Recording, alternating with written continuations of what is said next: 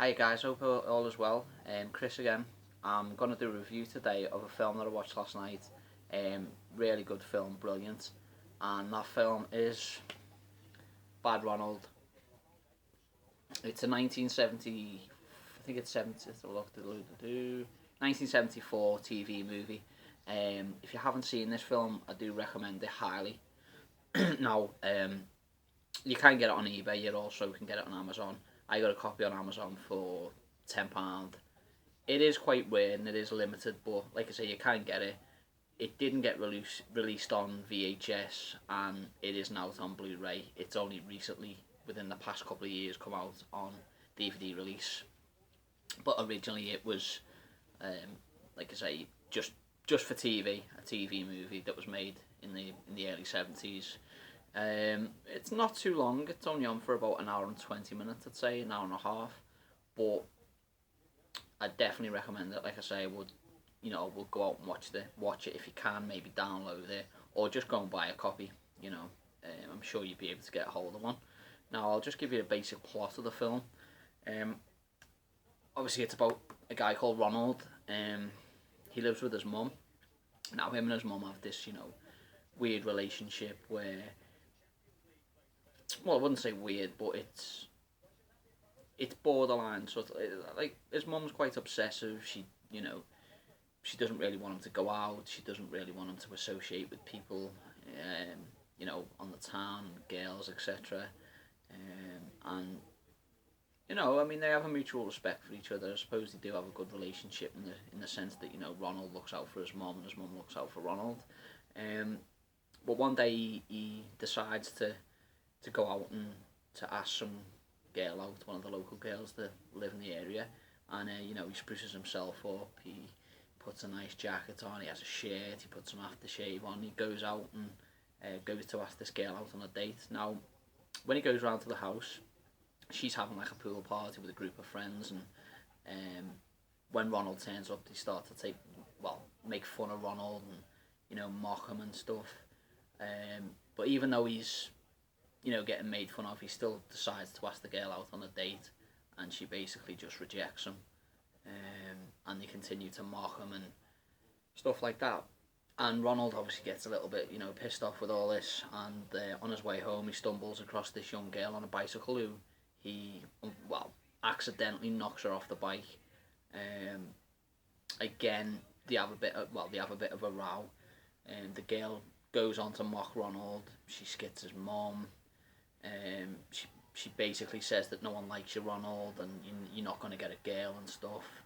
And she slaps Ronald in the face, and Ronald just goes mad. Then he picks her up by the scruff of the neck and throws her to the ground. And unfortunately, she hits a concrete slab on the side of the pavement and dies.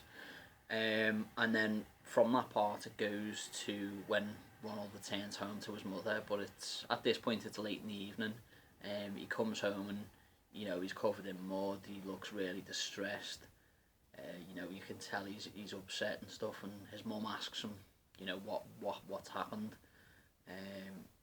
And he basically explains that he accidentally killed a young girl on his way home.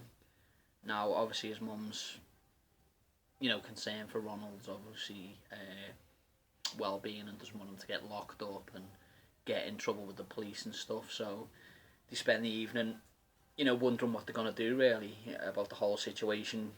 Ronald, considers turning himself in, and his mum's like, no, we'll figure something out. You just need to sort of, hide away or lay low for a couple of months until it all blows over. So they come up with this really good idea of basically they live in a 4-bedroom house, and there's a bathroom upstairs, but there's also a bathroom downstairs. Now the mum decides that they should put Ronald in the bathroom downstairs and sort of board it up and paper over it so it looks like the room never existed. So they end up doing that, and Ronald stays in there. They do a really good job on it. They board it up, they wallpaper over it, and it is sort of, you wouldn't know it was there. If anyone was to turn up at the house, it's not like it's noticeable really. So they go on to do that, and Ronald moves into there. You know, he has his bed in there, anything he sort of needs. Um, Bearing in mind the kitchen is right next to this bathroom downstairs, so there is like a little flap in the kitchen for Ronald to move in and out. Although he doesn't move out because his mum advised him to, you know, stay in his room and only come out when she knocks, and you know, it's okay to do so. I think she said to Ronald, you know, I'll give you 2 knocks if there's danger, and then 4 knocks if everything's okay. You know, she's cooking his meal, she's putting it through the flap to him, she's talking to Ronald, and then basically what happens is there's an old woman next door, a nosy neighbour who is always checking on the house and stuff like that. Obviously, the mother advises Ronald of that, and you know, says don't come out when I'm not around and stuff because the neighbour's spying. The police turn up. Obviously, when the young girl dies the next night or the next day, I think it is, something like that, the police end up turning up at the house.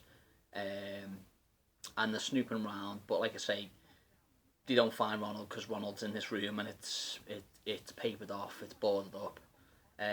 But what they do is one of the police officers go upstairs into Ronald's bedroom and they find a jacket that he was wearing the day he committed the murder, and it's got a rip on it.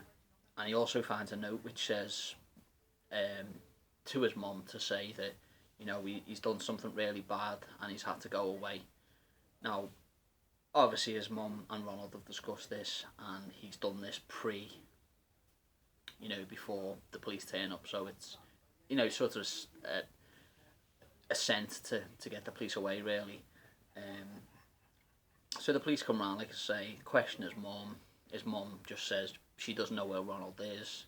You know, he never came home. You know, obviously he's run away. She doesn't know. So basically, yeah, the story goes on like that.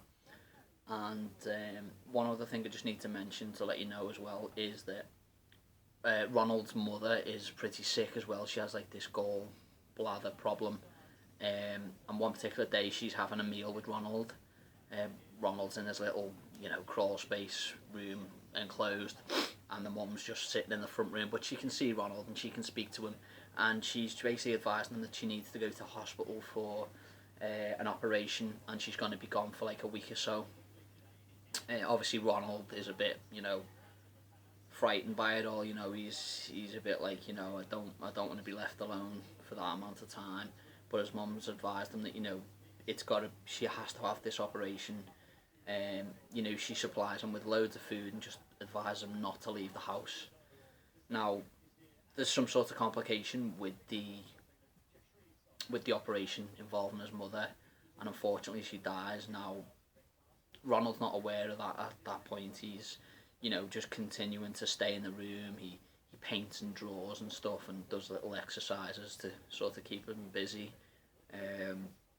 And then one day, a surveyor or like a estate agent comes around the house with this woman, and I think it may be like Ronald's auntie or something.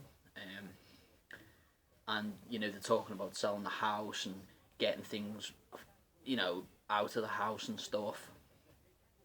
And she basically says, I can't believe that she's dead, and you know that Ronald committed that awful crime, and then Ronald overhears it, so you know he puts 2 and 2 together that his mum's died.